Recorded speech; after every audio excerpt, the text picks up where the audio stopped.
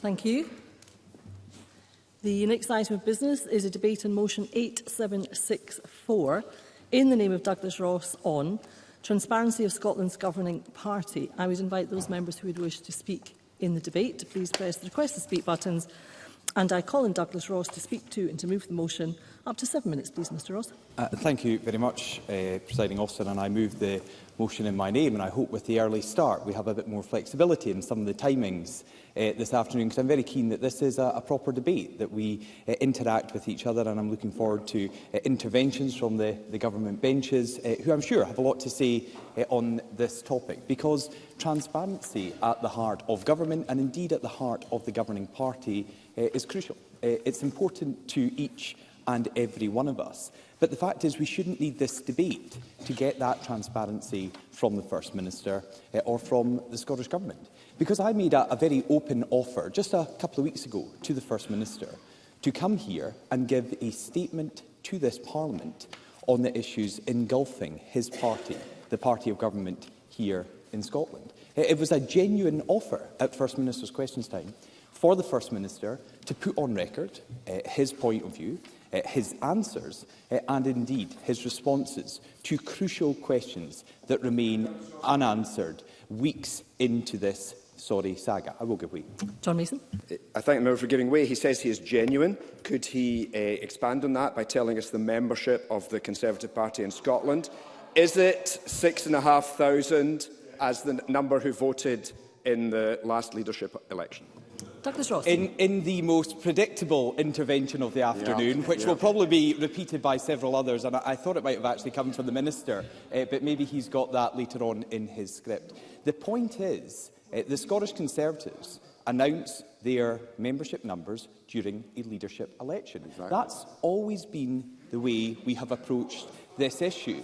The point from the SNP benches seems to be, and the noise from the front bench, seems to be the Scottish Conservatives and other parties here in Scotland should change our approach because the Nationalists lied to the press, lied to the public across Scotland about their membership numbers. So I'll take no lectures from the SNP who want to see a change in approach from the other parties to cover up for the lies that those in the SNP made about those membership numbers. And that is a serious allegation. Mr Ross, could I please ask you to resume your seat just to reset? I think it might be instructive if I, at this stage in the debate, remind members that there are certain expectations about language in the Chamber.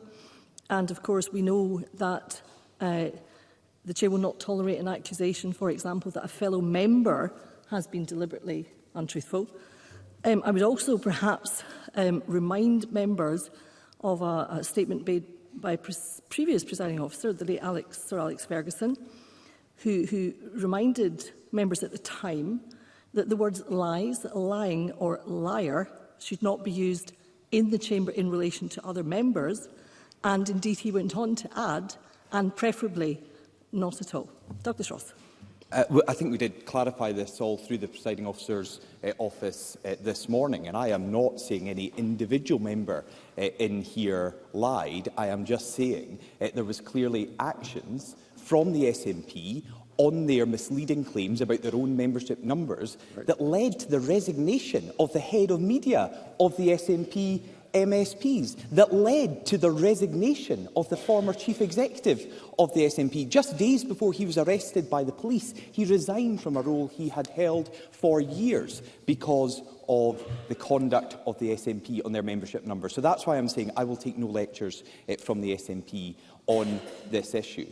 But the fact is, there are and remain serious questions to be answered. Now, the First Minister seems quite happy to answer these questions outside the Chamber. He always stops to speak to the press to give his views on a whole host of issues. And as an opposition leader, I want to see that continue, because he's only, I think, been beaten by Colin Beattie in his attempts to provide no more press stories, but in answering the press and providing us with plenty of nuggets and press stories going forward. So if the First Minister is happy to give those answers to the press just a few metres from this chamber, why is he not happy to come in here to answer those questions? Not just is he unwilling to answer the questions in this chamber. He's unwilling to even attend today to respond to these points. And there are so many questions, Deputy Presiding Officer.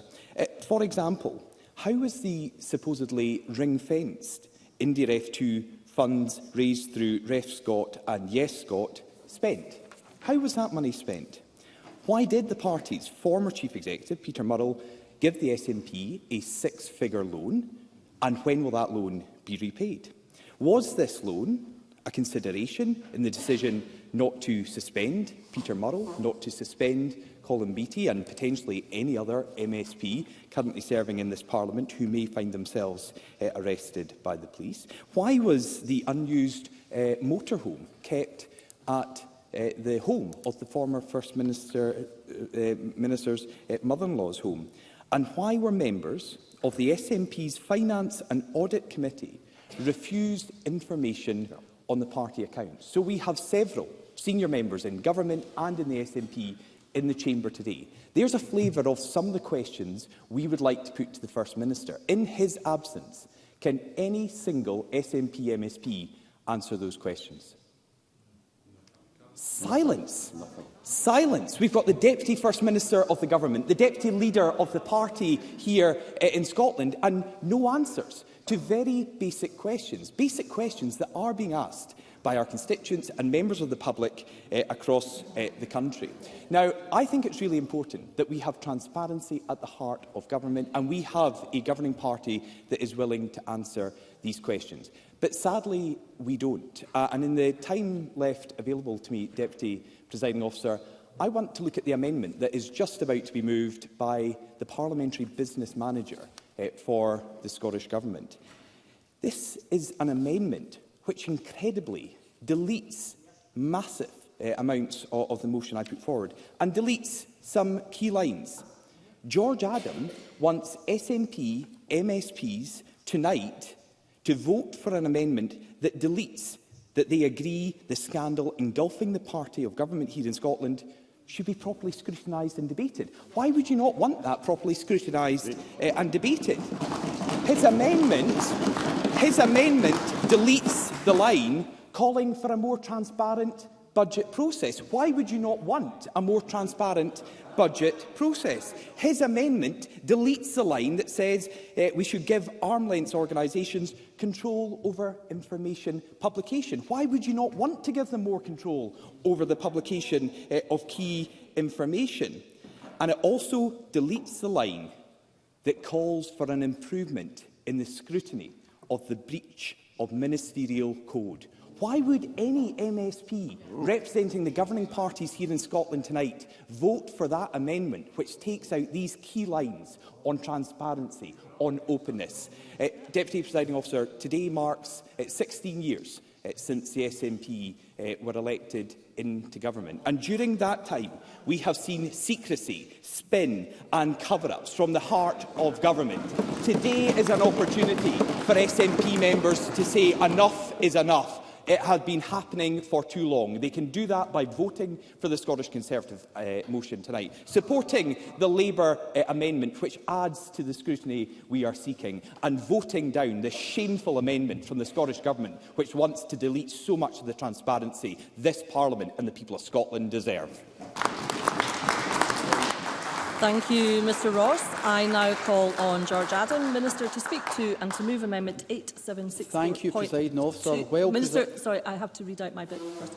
To move Amendment 8764.2. Minister. Thank you, Presiding Officer. Just so keen to get involved in this debate, Presiding Officer.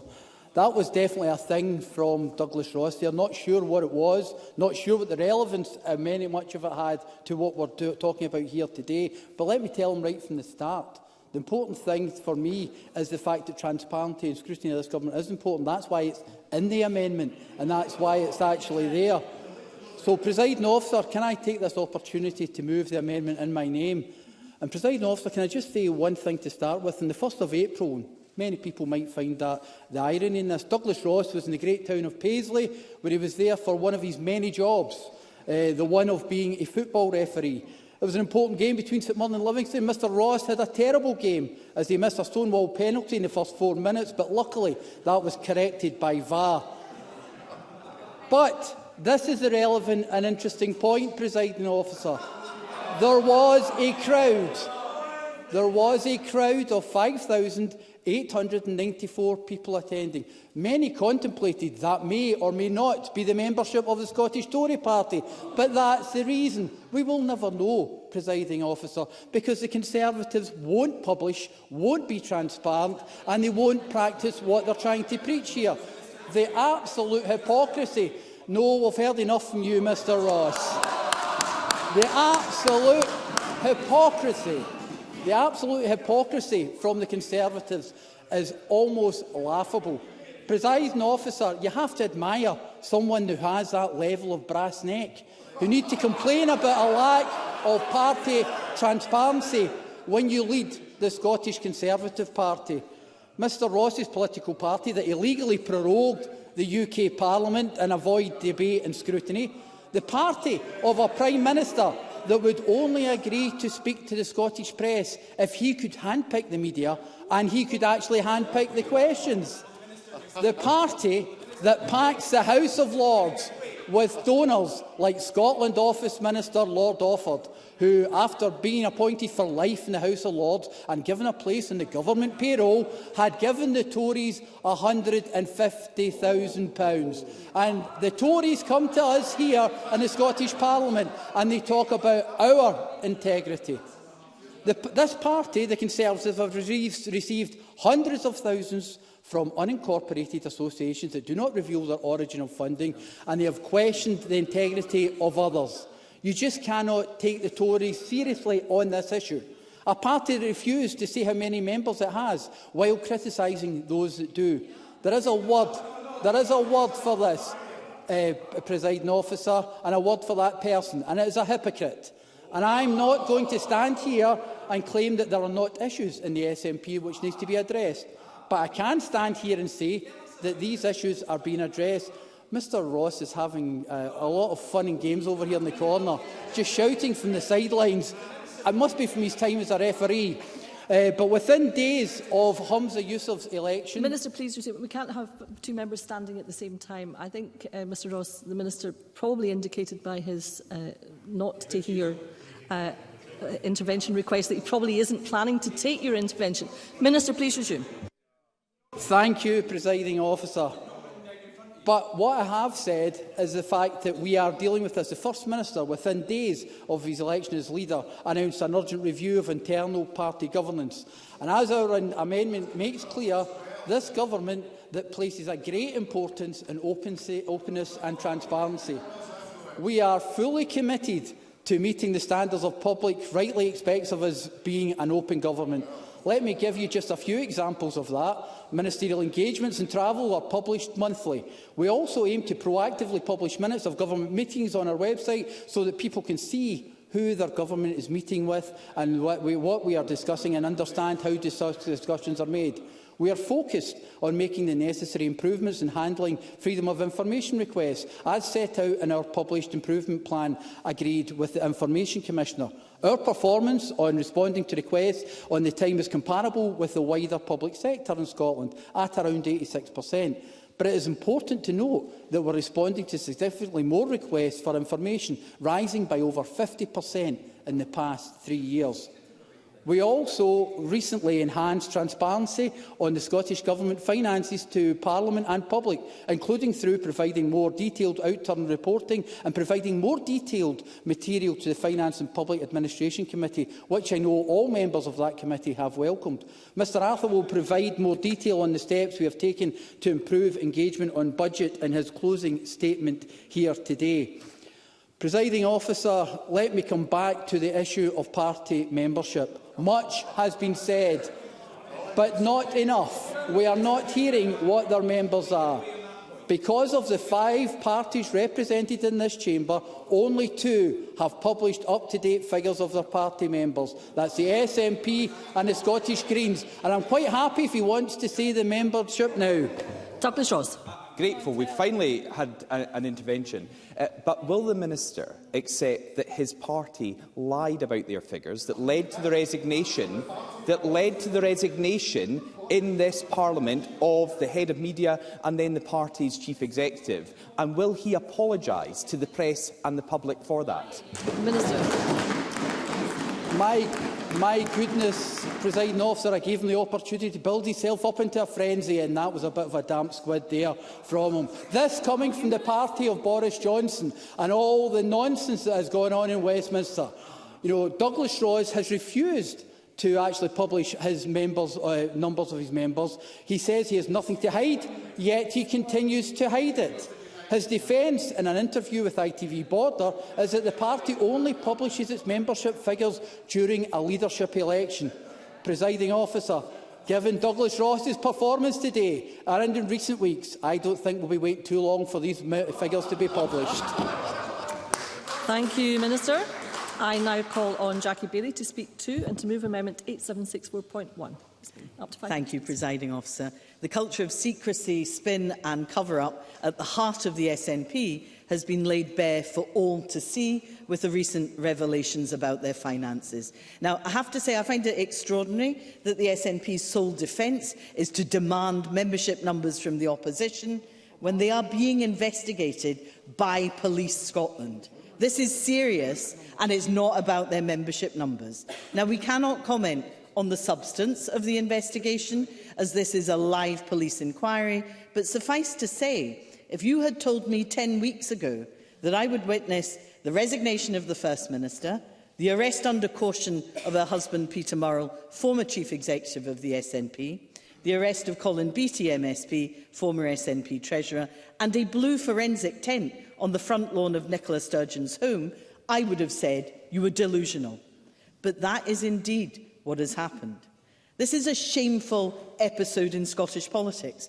People who believed in the SNP have been badly let down, but so too have the people of Scotland. The governing party is mired in scandal, which is a complete distraction from focusing on the people's priorities. And what we are witnessing now is the arrogance of a party who have been in power for far too long, thinking they are untouchable and treating this Parliament and the public with contempt. Now, I know many people will say that the party and government are two separate things, but that is simply not true in this case. The culture that pervades the SNP as a party pervades the SNP-led Scottish Government too. They are inextricably linked. No wonder when you consider that the top two positions were occupied by a husband and wife team. But let me illustrate that and take you back to the inquiry into the Scottish Government handling of harassment complaints, otherwise known as the Salmond Inquiry. And let me start by reminding the Chamber of Nicola Sturgeon's words. The inquiries will be able to request whatever material they want, and I undertake today that we will provide whatever material they request. My commitment is that the Government and I will fully cooperate. 17th of January 2019. What hollow words, Presiding Officer. The SNP, in the guise of Nicola Sturgeon, John Swinney and her Chief of Staff, Liz Lloyd, blocked every attempt by the committee to get information. It dragged on for months, if not a full year, as they defied the will of the committee and of Parliament at every turn. Letters from the Parliament's lawyers were effectively ignored, and it took the threat of a successful vote of no confidence in John Swinney to get the material released.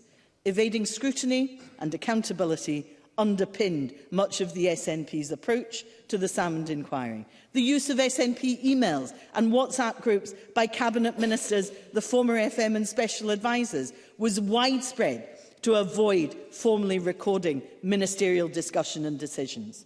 The dissembling, the dishonesty, the duplicitous behaviour on the part of government was routine. And then there were the memory lapses, the inability to recall or remember from people who, it has to be said up to that point, had the sharpest of memories for details. And then there was the incompetence and a new low. The leaking of material by the then Deputy First Minister and his special advisers to journalists writing a book about the inquiry after the inquiry that had not even been shared with the inquiry in the first place. But of course, whilst this breached the Ministerial Code of Conduct and the Special Advisor's Code of Conduct, the then First Minister, Nicola Sturgeon, chose to do nothing about it. such contempt for Parliament. Presiding Officer, it is time for an overhaul of the Parliament's ability to hold this government to account. Scottish Labour have a plan for doing just that. Let's start by seeing fewer Cabinet Secretaries and Ministers. Let's see binding sanctions for breaches of the Ministerial Code. Let's see more power for committees to compel witnesses and evidence, and less tribalism from members that try to deny the evidence presented to committee before their very eyes. And yes, let's have a right of recall for MSPs that break the law, whoever they are. Presiding Officer, the SNP are tarnishing the reputation of this Parliament and of government.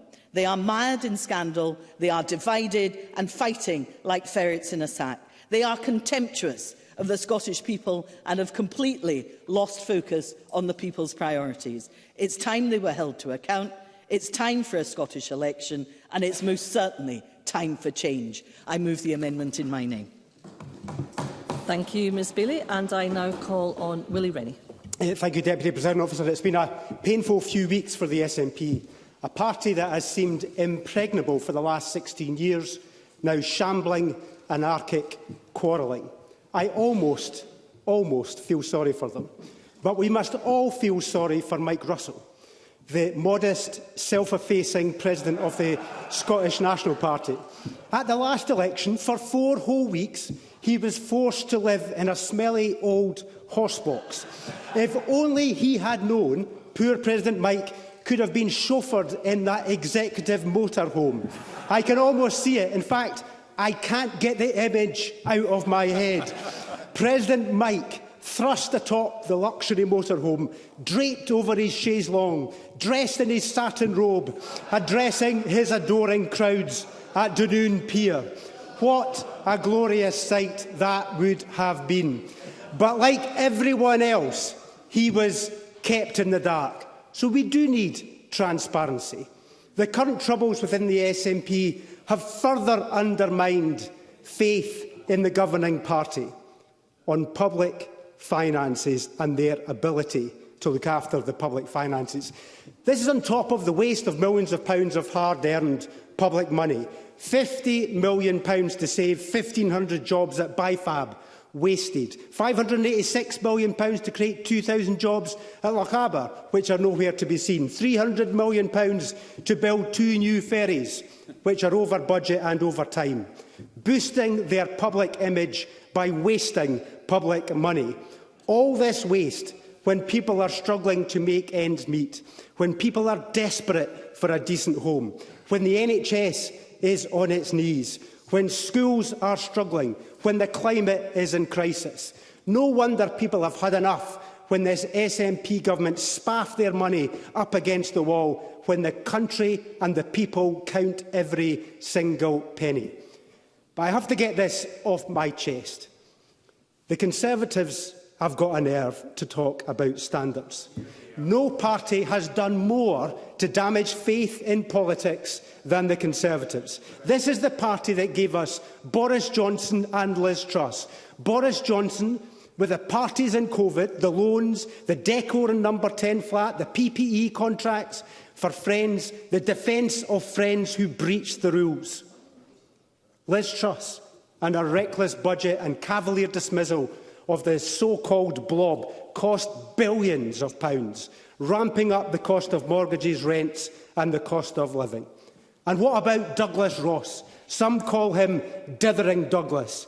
He couldn't even make up his mind about the blundering Boris Johnson and the gormless Liz Truss, condemning them one minute, hailing them the next.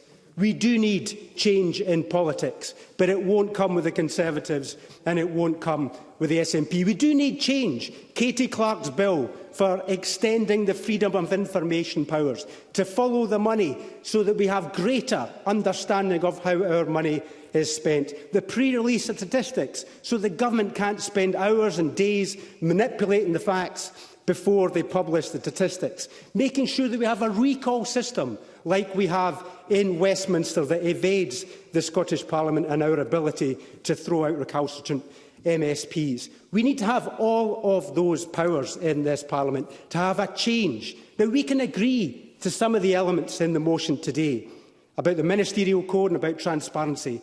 But I have to say the rest of the motion is utter tosh. The Scottish Parliament is not the SNP conference, nor is the SNP National Executive Committee. Our job in this Parliament is to run the country. Our job is not to run the SNP. Thank you, Mr Rennie. We will now move to the open debate. Speeches of 4 minutes. And I call on Liz Smith to be followed by John Mason. Liz Smith. Thank you, Deputy Presiding Officer. It was only last Thursday when this Parliament debated the issue of transparency, and we agreed in principle, all of us, including SNP members in the debate, that this Parliament has a primary duty to the public to be as open and as transparent as possible when it comes to accounting for public money. So too do government ministers. And taxpayers surely have a right to know exactly what their money is being spent on, just as importantly, why elected members in this place make certain choices. And as politicians, we need to be held fully accountable for every single decision we make, most especially when it comes to spending other people's money.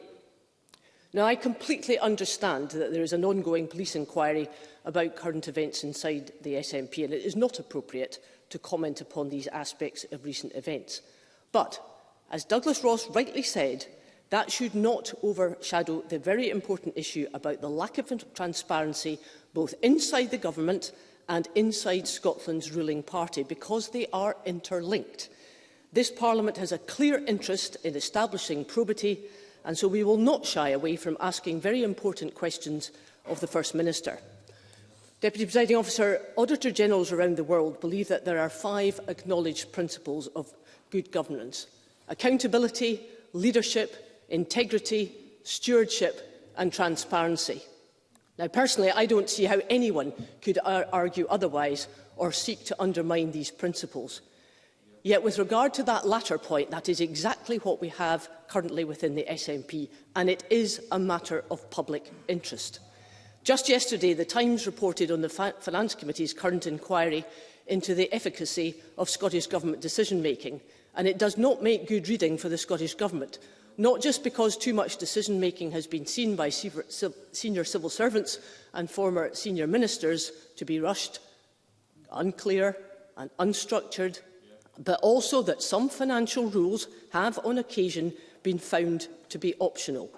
That must be a concern for us all. Yet the Scottish Government, despite the fact that the committee's inquiry is not yet concluded, seems to be rubbishing that report.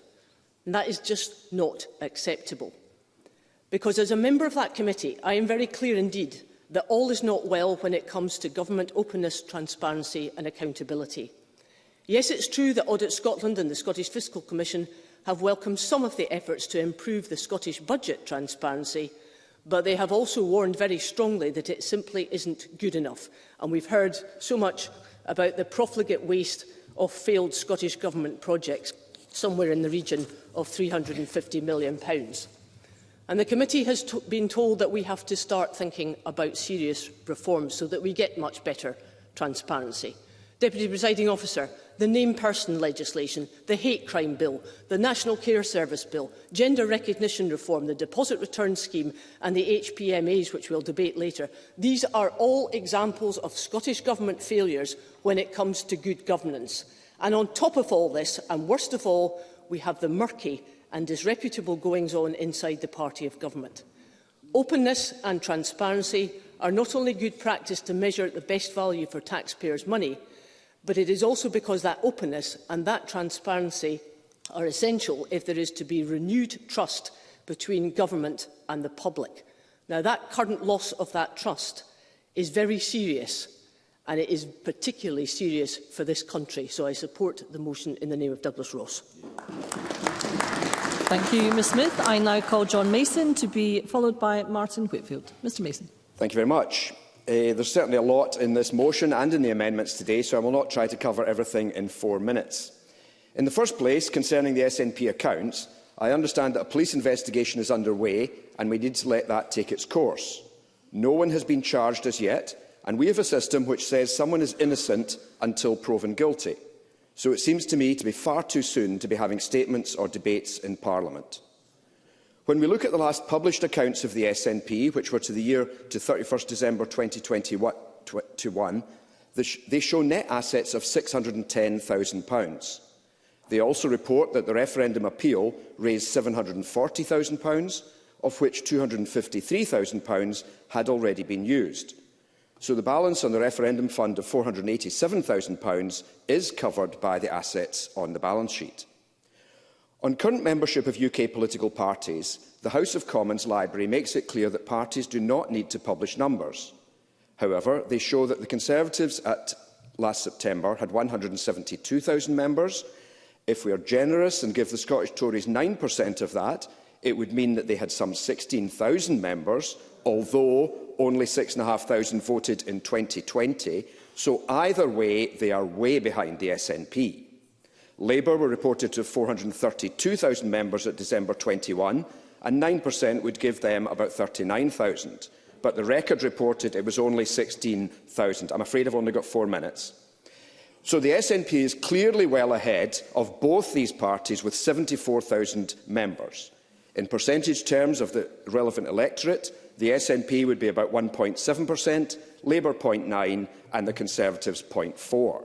So it is pretty clear which party has the most members, is the most popular with the public and wins the most elections.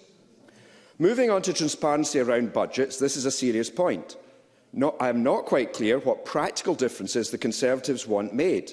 For example, I think both the SNP and the Greens have been very open and clear that if we want better public services, we need to consider raising taxes. By contrast, the Conservatives have called for lower taxes, but simultaneously asked for extra spending on a range of areas. This is neither honest nor transparent. In fact, it is impossible. The Tories might set an example in transparency by saying where they would cut public services to match tax cuts. Now, when it comes to transparency within political parties, we could do no worse than look at the House of Lords. As members know, the SNP does not take seats there because the Lords are unelected, and that is an affront to democracy. Britain cannot be considered a true democracy as long as one half of its parliament is appointed and not elected. And how do these people get appointed? Well, some may be there on merit, but for others it seems they just pay money to the Conservative Party. I understand that around £3 million is the going rate. We are told that 15 of the last 16 Conservative Party treasurers have been offered a seat in the House of Lords, having each donated more than £3 million to the party. And it's not only party treasurers. It is reported that since 2010, 22 of the Tories' main financial backers have been given peerages, having donated at least £54 million to the party. Other nominations have been blocked by the Lords Appointments Commission, and they tried to block Peter Cruddas in 2020, but Boris Johnson overruled them and he got his peerage. Open Democracy and Brunel University said the chances of so many Tory donors ending up in the Lords is equivalent to entering the National Lottery 12 times in a row and winning the jackpot every time. To be clear, it is illegal to sell titles for money, but this has only been forced once in 1933. And just to mention Labour in passing, they seek the right of recall for MSPs, but we should not forget that Labour's Mike Watson had to resign after he got a 16-month sentence for trying to set fire to a hotel, but he still sits as a Labour member in the House of Lords. Maybe Labour should clean up its own act first. Mr Mason, you need to conclude. So in conclusion, Presiding Officer, politics can be a dirty business. No party is completely squeaky clean, but I argue that if we are looking for a party heavily engaged in sleaze, underhand deals, lacking transparency and selling seats in the House of Lords, it is the Conservative Party. Thank you. Thank you, Mr Mason. I now call Martin Whitfield to be followed by Russell Finlay. Mr Whitfield. I'm very grateful, Deputy Presiding Officer, and it's a pleasure to follow John Mason, although I'm not sure the concept of squeaky clean parties will resonate with our constituents outside of here. This has obviously already been a rumbustrous debate, which I think was to be expected. However, to the heart of it are very important questions that this Parliament needs to ask itself, the people of Scotland need to ask themselves, and also to understand the difference between political parties, between the Scottish Government and between the Parliament, and where the powers should lie for this Parliament to hold to account the Government of Scotland.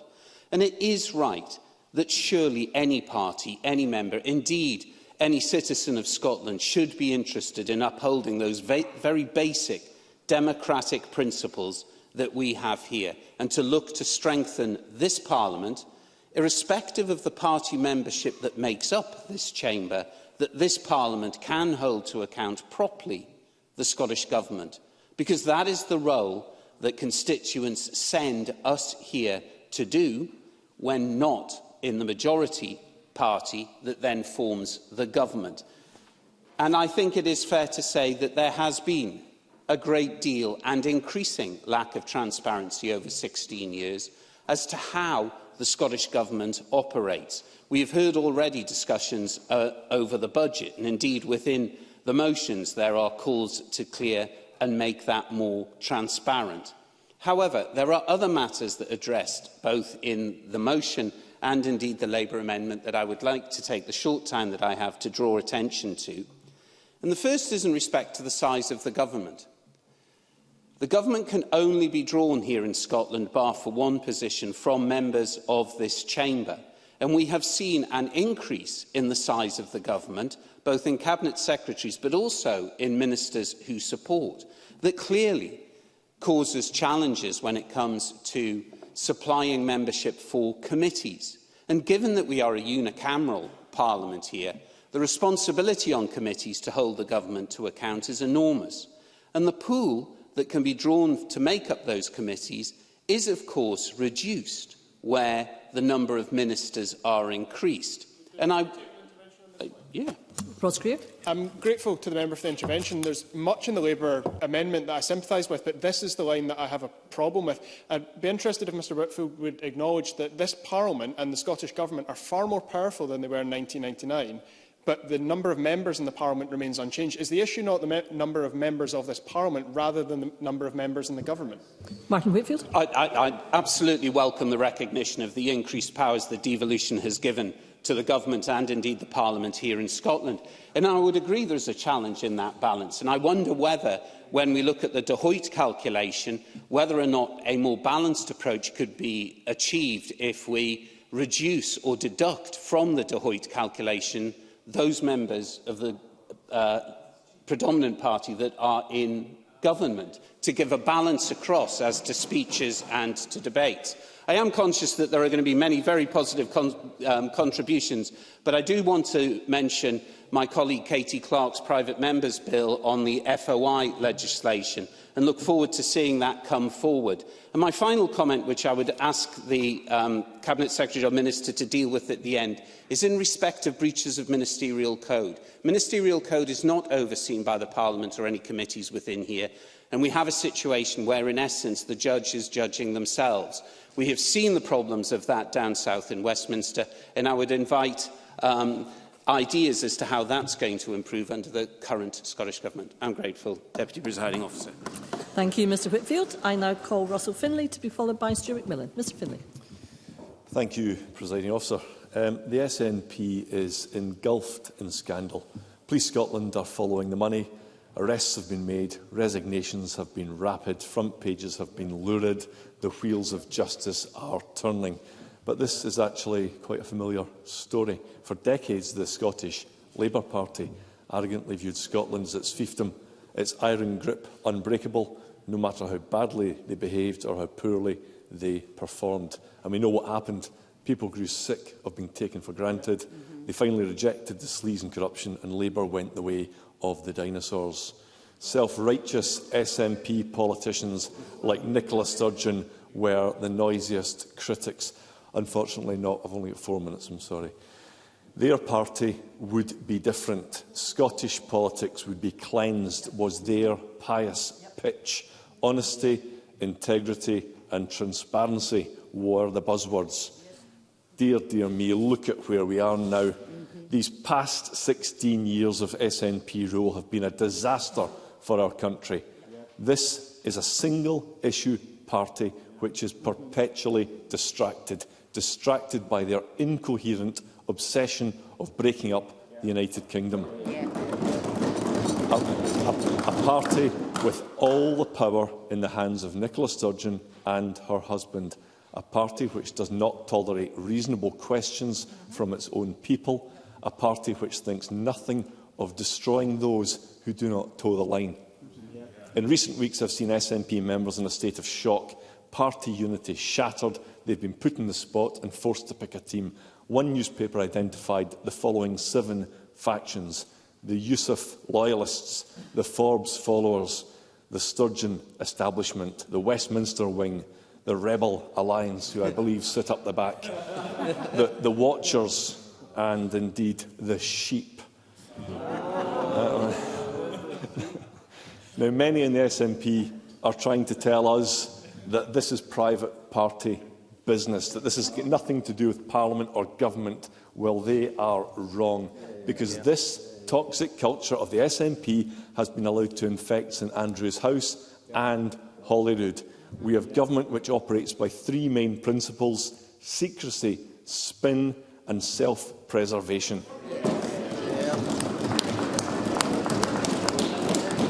Deprive the public of information while preaching about transparency, mislead the public while preaching about integrity, and when cornered, when evidence of wrongdoing and corruption are laid bare, respond with aggressive deflection and deception. Now, let's talk about accountability. This government acts as if it answers to no one.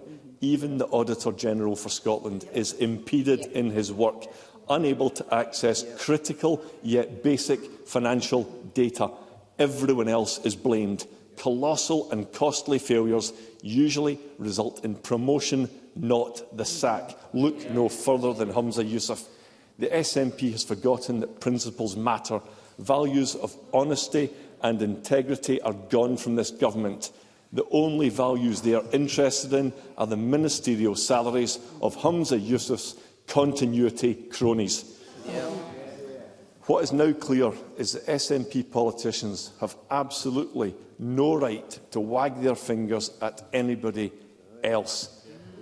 Just like the pigs in George Orwell's Animal Farm, the SNP now looks no different to Labour. These scandals have exposed an out-of-touch governing class of careerists and chancers. They could travel Scotland in their mysterious motorhome, but they will never find the moral high ground. They're as transparent as the painted-on windows of the ferry launched by Nicola Sturgeon. They've lost their way, and if political justice is done, they will also lose the power which they take for granted. Thank you. Thank you, Mr Finlay. I now call Stuart McMillan to be followed by Ross Greer. Mr McMillan. Thank you very much, Presiding Officer. Presiding Officer, I just want to apologise to myself for just coming in slightly late at the very beginning of the session.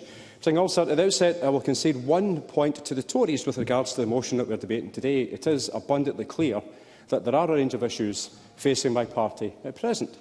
A party that has had stability for 19 years, a party that's been the party of choice for the electorate in this Parliament since 2007, and a party that's been the choice of the electorate at Westminster for Scots since 2015. The issues are certainly not of my choosing, but I'm convinced that we will get through them. And with a huge amount of work, the electorate, I do believe the electorate will continue to place their trust in us to deliver for the people of Scotland. There are many aspects of the motion that do surprise me, though, Presiding Officer. I'm pleased that the Tories seem to now accept that Westminster doesn't speak for Scotland, as their motion speaks of, and I quote, the governing party of Scotland. The Tories continually proclaim that Scotland has got 2 governments. Does this mean that the Tories are now about to give up on the long discredited Union and the absolute shambles of a government down the road in Westminster? Ultimately, Presiding Officer, nobody in Scotland will be fooled by this debate. It's the Tories who are playing cheap party political games, chasing headlines with absolute zero credibility. Describing last week's debate on the abhorrent and inhumane illegal migration bill, Brian Whittle said, and I quote, that we could have had a constructive debate this afternoon, but we have instead had an exercise in performative anger. Brian Whittle then went on to describe that debate as, and I quote, an exercise in posturing in the absence of policy and a point-scoring exercise and nothing more. I had no idea, genuinely no idea, that Brian Whittle is the Scottish Parliament's very own Nostradamus, but his predictions are so very apt for today's debate. Now, the Tories talk about transparency as if they actually care about it. But this from the party that's been up to their eyeballs in scandals including cash for honours, cash for contracts, texts for tax breaks and even cash for curtains. In the eyes of the public, this is a UK government that has normalised sleaze. Now let's take one example of the abuse of power, the Cash for Honours scandal. 15 of the Tory party's main treasurers who happened to hand over £3 million to the party were coincidentally given life peerages to the House of Lords. 22 of the Tory party's top financial backers have all coincidentally been given peerages since 2010. In total, this group has stuffed the Tory party coffers with £54 million. Yes, £54 million. Now, we even have a situation where the former Prime Minister, Boris Johnson, tried to give his dad a peerage. Come on! What's all that about? Come on, Mr Chairman, you're laughing, but even Boris Johnson tried to give his dad a peerage. Now, the Tories' claim about transparency indicates the parallel universe in which the Tories live. And only last week it was the Tories who wanted to shut out the press from asking their Prime Minister questions at the Scottish Conference. Now, Presiding Officer, the economic lessons that we were supposed to take from Liz Truss and Kwasi Kwarteng's time in charge were much lauded by Mr Ross before he quickly realised he'd actually backed the wrong horse. Now, this is on top of the lying and scheming of the Brexit campaign, led by Boris Johnson, which is estimated to have made the UK economy 5.5% poorer now than it would have been if we'd stayed in the EU, and with UK import and exports expected to be 15% lower also. And it's no wonder the IMF predicts that the UK is set to be the worst performing economy in the G20. So, Presiding Officer, the Tories want transparency. Maybe they can respond to the following. Do they agree with £8.7 billion wasted on unused or unusable PPE, storing it and prematurely cancelling PPE contracts? Do they agree with the Commons Public Accounts Committee report which found, and I quote, no clear evidence that the £29.5 billion spent in test and trace had any impact on reducing COVID infections? And do they agree that a firm owned by ex-Conservative councillor and Tory donor was awarded contracts worth £275 million for the supply of masks and gowns? I could go on, but I'm conscious of time, so the public know it, and they will not be fooled by today's debate. Thank you. Thank you, Ms Macmillan. I now call Ross Greer to be followed by Keith Brown. Mr Greer. Thank you, Presiding Officer. And believe it or not, buried under the hypocrisy and the double standards in this motion, there are a few points which are actually issues for which the Scottish Government has responsibility. And believe it or not, on one of the points I actually agree. The First Minister's salary is an entirely reasonable level at which to set a threshold for proactive publication of the list of posts within the public sector in receipt of high levels of pay. But I would actually go further than what the Conservatives propose. Significant services are delivered by the private sector on the public sector's behalf, and high levels of pay inequality are certainly far more prevalent in the private sector. So if the aim is to reduce pay inequality and ensure best value for money with the public purse, I'd not only support regular publication of the public sector posts with salaries at or above that of the First Minister, as the Conservative motion proposes, I'd want to see grants and procurement contracts to the private and third sectors be conditional on those receiving organisations opting in to this transparency mechanism as well. Whoever receives it, it's public money, and we should set high standards. Given the initial proposals included in the Conservative motion, I'd appreciate hearing the thoughts of Conservative members on expanding it in that manner. Because it is a timely suggestion, given that the Scottish Greens' suggestion of a review of Chief Executive pay was accepted by the Scottish Government earlier this year. I'd hope that all parties engage with that review and with wider public sector pay policy at budget time. One policy I'd like to put on the record now would be to bring college principals into the Chief Executive pay framework. They're the heads of large public bodies in Scotland, and some principals are, completely unjustifiably in my view, on salaries larger than that of the First Minister. Indeed, the growth in principal pay over the last 30 years has massively outstripped that of college teaching and support staff. If this newfound enthusiasm in some quarters for good governance could extend to greater scrutiny of the governance of our colleges, it would have far more positive outcomes for the public than the partisan opportunism motivating this afternoon's debate. Because if the Conservatives are interested in good party governance, they really need to look much, much closer to home. Since the start of Russia's invasion of Ukraine a year ago, the Tory party has accepted at least £243,000 from Russian-associated donors, according to the Good Law Project. Much of that, £175,000, came from Lyubov Cherukhin. Her husband's a former Deputy Finance Minister under Putin and a former chairman of the state corporation VEBRF, which is rightly subject to sanctions in the UK. If that name's familiar here, it's because the same Lyubov Cherukhin also paid £20,000 for a meal with Ruth Davidson. That meal didn't go ahead, but the cheque was certainly cashed. The Tory party is awash in dodgy Kremlin-linked cash, and it has been for years. So I suppose we should be grateful to them for giving us this opportunity to put it on the parliamentary record. There's a clear conflict of interest in political parties nominating their donors for awards and privileges, but it's particularly outrageous for donors to be nominated for lifetime appointments to Parliament via the House of Lords. But the Tories took this one step further, as the Minister for Parliamentary Business has already mentioned, when they appointed a party donor, Malcolm Offord, not just to the Lords, but to the Government as a Minister in the Scotland office. This is a man who's never been elected to any office, who's not accountable to voters, and who will have the power to influence the laws of the UK for the rest of his life. And why is he in that position? He donated 150 grand to the Tory party in the years leading up to his appointment. Even other Tory party members have described the support Mr Offord's received from their party leadership as cronyism. Talking about the endorsement he received ahead of candidate selection for the 2021 elections to this Parliament, one Tory said anonymously, so it might even be somebody who's in the room today, "It seems all you need to get an endorsement is to have deep pockets." Pretty damning indictment from your own party members. There are, of course, only two parties in this Parliament who won't nominate to the House of Lords. That's the Scottish Greens and the SNP. And I challenge those in the opposition who are extolling the virtues of transparency and accountability in government to reconcile that with their party's role in maintaining the undemocratic outrage of the Lords and arcane mechanisms which allow the royal family, for example, to amend draft legislation in secret. Presiding Officer, the Conservatives demand transparency and accountability from everyone but themselves. This debate isn't motivated by a principled belief in good governance, it's pure opportunism. But it's spectacularly backfired with a party with so much baggage of its own that we've barely scratched the surface this afternoon. So I'll finish by asking Douglas Ross if he wouldn't mind bringing a similar motion back in future. There's so much more rot at the heart of the Tory party, which we could do with putting on the parliamentary record. Thank you, Mr Greer. And I now call Keith Brown, who will be the last speaker before I ask the front benches to close the debate. Mr Brown. Thank you, Presiding Officer. I'm delighted to take part in this debate and grateful for the opportunity to provide some balance for the benefit of Conservative colleagues. And here Douglas Ross muttering away. Could I just say I welcome this motion in the same way as the Hibs fans in McDermott Park 2 weeks ago welcomed Douglas Ross, but I won't use the same language as was used by the Hibs fans. The motion talks about the governing party, but as the Tories never tired of saying, as Stuart McMillan said, but often tiresomely from the Tories, Scotland has two governments, and theirs is the governing party also. And yes, the Tories are transparent, Presiding Officer, so transparent that it's crystal clear to everyone that this motion is nothing more than an attempt to grab some headlines and to deflect from the failures of their own government at Westminster. So take, for example, last week, they didn't seem to think that debating the UK government's abhorrent anti-immigration bill was a good use of their time. So transparent was their discomfort, you could only see one or two of the backbenchers. The others were completely transparent.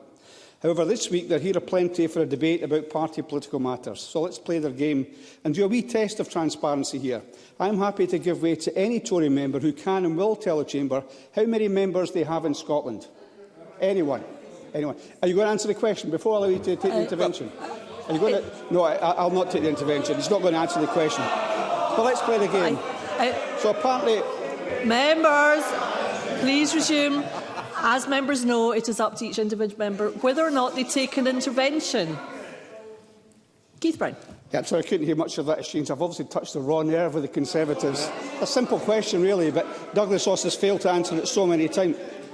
I'm struggling to hear myself speak, Presiding Officer. Is it possible to get some quiet as they've been given when they made their speeches? I think there has been kind of quite a lot of sedentary chit-chat throughout the debate, and all speakers probably have had to put up with a bit of that. But I would invite members to please listen to Mr Brown. Thank you.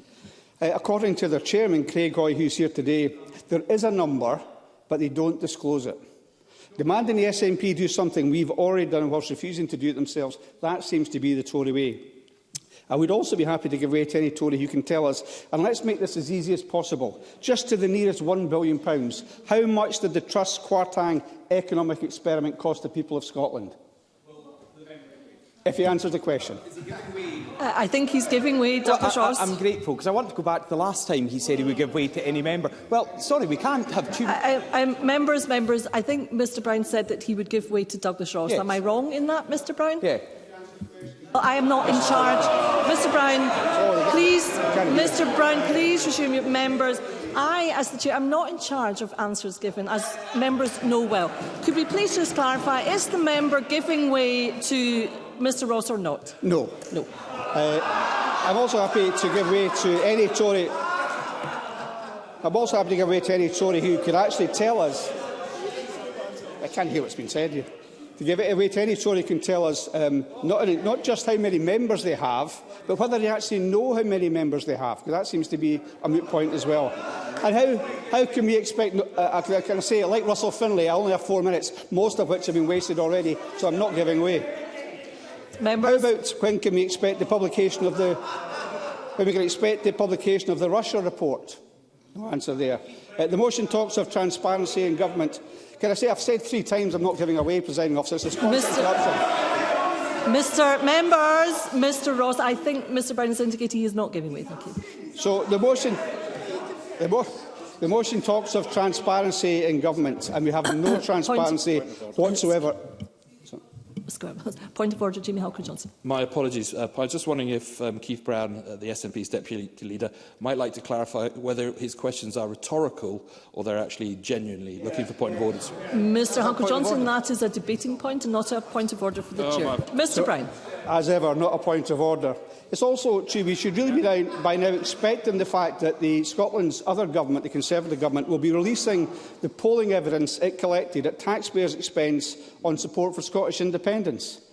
And how about an arithmetical question? How much is HS2 costing compared to its original estimate of around £30 billion, now over £100 billion? Or what is the operational status? I think, Mr Ross, I think Mr Brown has indicated in the past he's not giving way. Mr Brown, I would say that your time is coming to a close fairly soon. Mr Brown. How much is the £3.5 billion aircraft carrier, the Prince of Wales, now worth since it's been stripped for parts for its sister ship? Or how much of the EU structural funds that used to come to Scotland and other parts of the UK have been cut from Scotland? So let's have no more pious lectures from the Tories on transparency. After all, in 2021, the current Prime Minister's tenure as Chancellor of Exchequer, it was revealed that the Treasury refused to comply with more freedom of information requests than any other department in Whitehall. We've also repeatedly, on our side, called for a full public inquiry into the revelation that the UK government used funds for COVID contracts to conduct research. Mr Brown, you will need to conclude. Thank you. Thank you, Presiding Officer. Thank you, Mr Brown. We will now move to closing speeches, and I call on Michael Mara to wind up on behalf of Scottish Labour. Up to 4 minutes, please, Mr Mara. Thank you, Deputy Presiding Officer, and I'm happy to support the amendment in Jackie Bailey's name on behalf of the Scottish Labour Party. The SNP's descent into chaos in recent months has certainly brought the dark underbelly of their party management into the light of day. But the culture of secrecy, spin and cover-up has been far-reaching, and as Jackie Bailey rightly pointed out, has stretched the gap between party and government. And that does require remedy, it requires scrutiny, and it does require the measures outlined in Labour's amendment today. I would say it's been a debate of rather dubious standard at point, because these are incredibly serious issues. But there has been, I'm afraid, no shortage of audacity from the Tory benches, Russell Finlay in particular, to cite Orwell. Well, I'm reminded, I enjoy talking to you. Your mind appeals to me. It resembles my own, except that you happen to be insane, George Orwell said. And when you hear Willie Rennie and Ross Greer recounting the VIP lane stuffed with Kremlin money, I think it's right that these points are made in riposte to where the Tory motion is coming from today. But the backbenches of the SNP have been rather remiss, it's fair to say as well, and the Minister in his opening, in the lack of recognition from the lack of transparency from this government over many years, the surprisingly thin paper trail on the decision of what to award ferry contracts to Ferguson Shipyard, reports from Audit Scotland by almost too numerous to mention, calling on the Scottish Government to improve transparency, particularly with regard to how they spend taxpayers' money. A paucity of data on how nearly £5 billion of COVID-19 funding to support businesses was actually spent.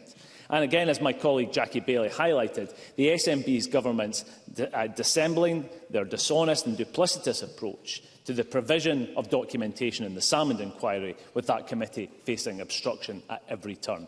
And so then we take the exploitation of lobbying register loopholes, meaning that in 2020 alone, hundreds of meetings between Scottish Government's ministers and lobbyists were not registered.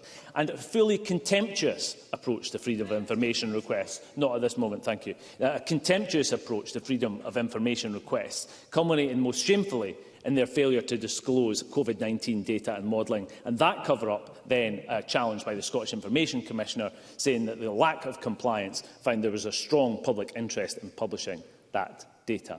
It's absolutely clear, Presiding Officer, that when we come to warnings about patient safety from staff and patients at Queen Elizabeth University Hospital that were covered up in NHS Greater Glasgow and Clyde, they were aided and abetted by the then Health Secretary, Humza Yousaf.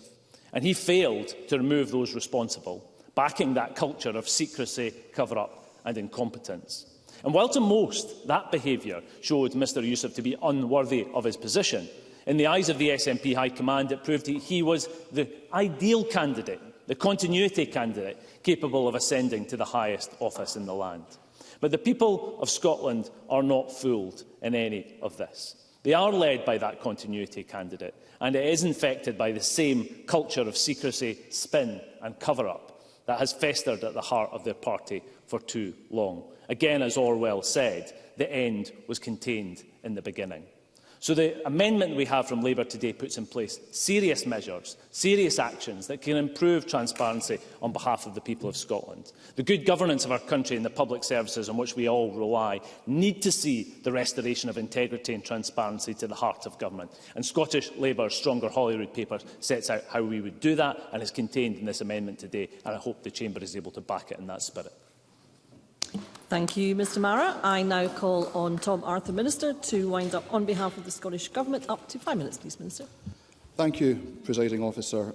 Can I begin by thanking members for their contributions from across the Chamber this afternoon. I think it's very important as a Parliament that we consider how we can enhance scrutiny and transparency, both of the work of the Government more generally, also of the activities of Parliament, which have been touched on as well. And I think it's important to recognise that we do operate within a devolved context, so the way in which this Parliament and this Government interacts with the UK Government and the way in which processes are conducted by the UK Government and indeed the UK Parliament, how they impact upon the processes that we undertake. And that is something that is quite clear when it comes to the matter of public finances and budgeting, because of course we operate under a fiscal framework, which I think we would all recognise as one of the most complex set of arrangements between a state level and a sub-state level government to be found anywhere in the world. There was, if I recall correctly, an OECD report a few years ago which highlighted that very point. And this can create genuine challenges in being able to present information transparently and clearly. Indeed, it can present challenges for government as well, particularly when we consider, as some members who have served in the House of Commons will be aware, of the rather esoteric approach to finance that Westminster has through votes on confidence, main estimates and supplementary estimates, which can mean that we discover changes to our own budget quite late on in the financial year. Now, we do have a process, a well-established process set out in the Scottish Parliament with regards to public finances through the annual budget statement, followed up by the three-stage Budget Act and routinely 2 budget revision processes throughout the financial year. Indeed, during the COVID pandemic, we took the extraordinary step of an additional budget revision process. Along with that, we have statements on provisional outturn, we have a rates resolution as required under statute and a local government finance order, providing multiple parliamentary opportunities for engagement, certainly. Jackie Bailey.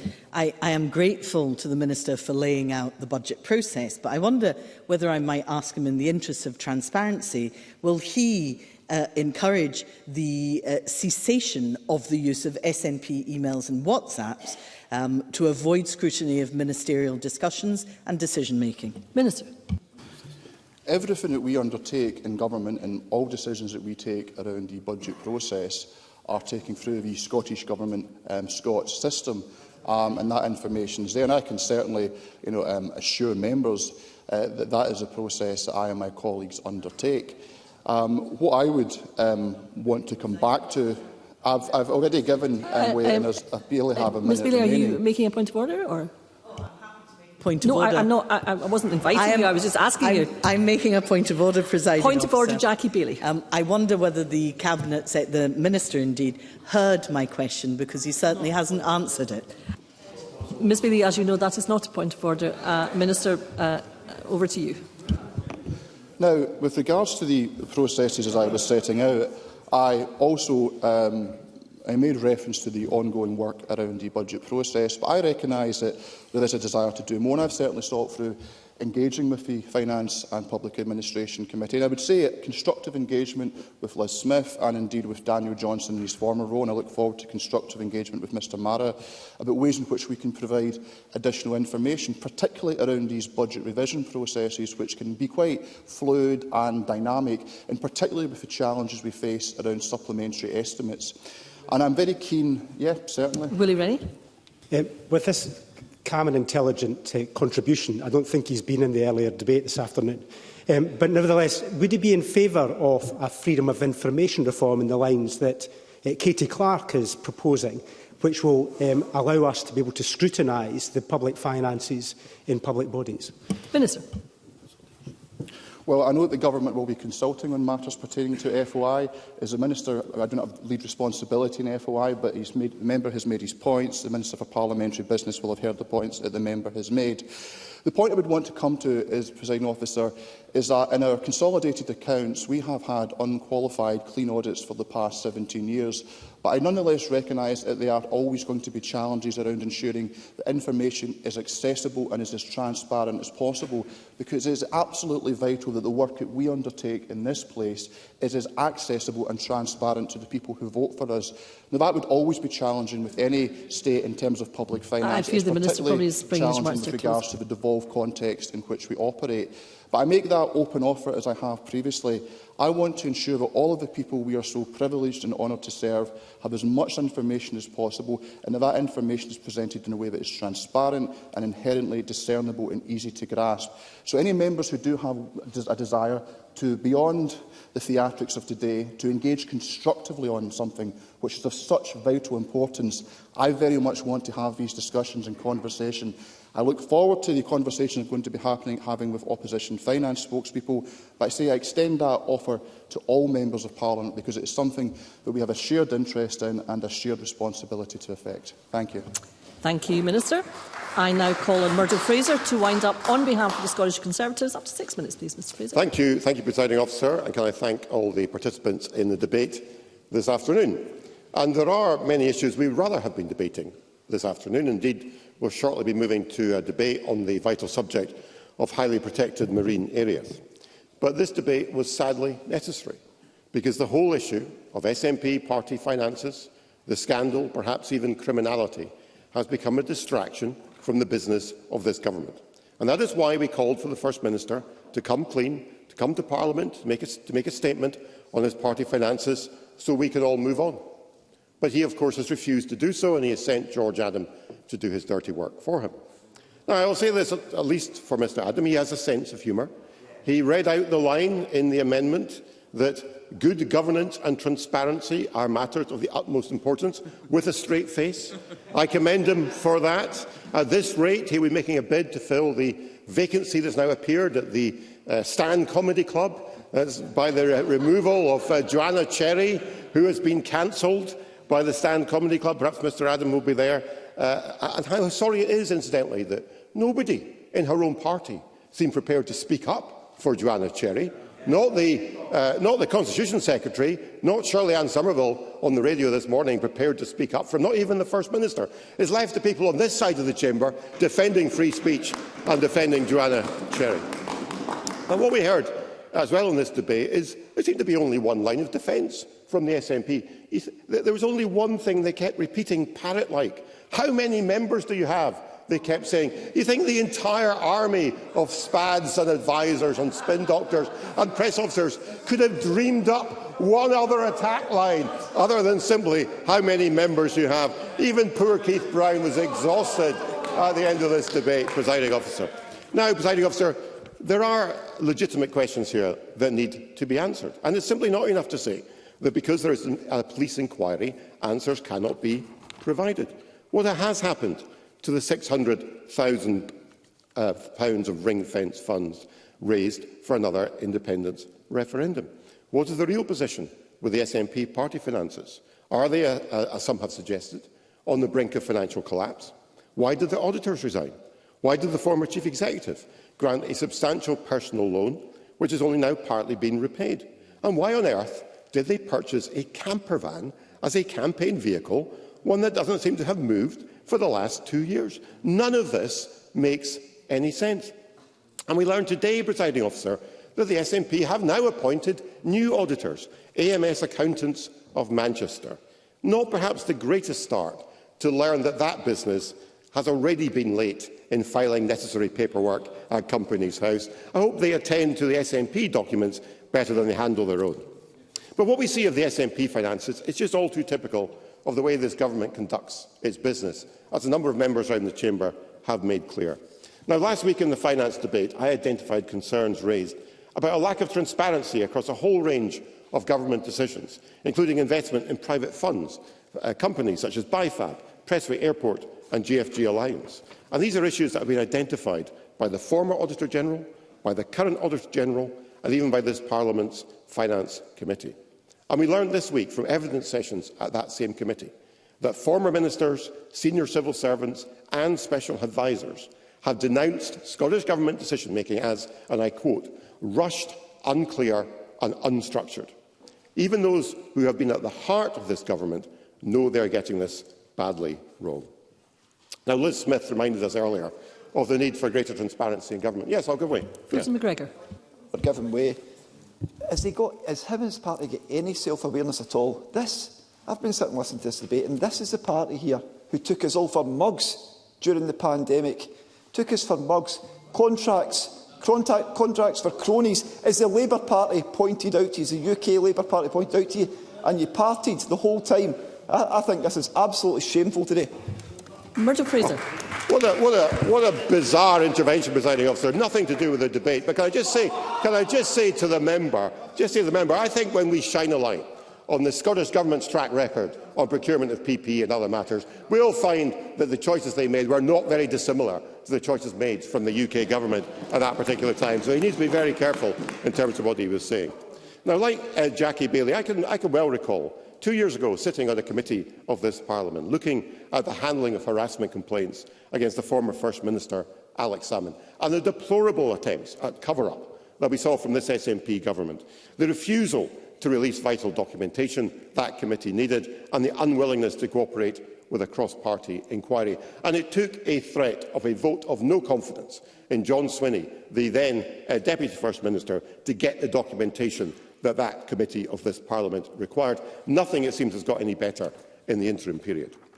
So today, Presiding Officer, we have a motion noting this lack of transparency in the government and giving a range of positive proposals as to how to make matters better. It also calls for a statement to this Parliament on the governance of the Scottish National Party, the party of government in this place. And these are all matters of legitimate public interest. And we know there are those on the SNP benches in this Parliament who actually share our concerns. They agree with us that something has gone far wrong with SNP finances. They are as appalled as we are at what has been going on, and they, like us, want answers. Now, we've already seen within the SNP a willingness amongst some backbenchers to stand up to their leadership. We've seen that over issues such as the A9, over DRS. We might be about to see it in relation to marine protected areas. We saw it in relation to the GRR bill with an unprecedented rebellion. I would call on the SNP backbenchers today to show the same resilience. I'm not a supporter of independence, Presiding Officer, but if I was trying to make the case for independence, I would want to demonstrate that this Scottish Government was as effective and transparent as possible. Immense damage is being done to the body politic in Scotland from this culture of secrecy and cover-up. I hope all members from all parties will be prepared to join with us in voting for this motion today, and I hope in particular those with conscience and backbone on the SNP benches will be prepared to join us, because it is the least that Scotland will expect. Thank you, Mr Fraser. And that concludes the debate on transparency of Scotland's governing party, and there will be a short pause before we move on to the next item of business to allow frontbench teams to change position should they wish. Thank you.